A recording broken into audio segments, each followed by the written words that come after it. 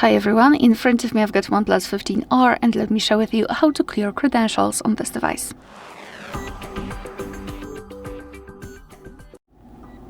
So let's start with opening the settings, and here we have to scroll down and find security and privacy. Then let's scroll down again and find more security and privacy. And here scroll down to localize credential storage. Let's enter. Right here we've got the option remove all user certificates, so let's tap on it and confirm it by tapping on OK.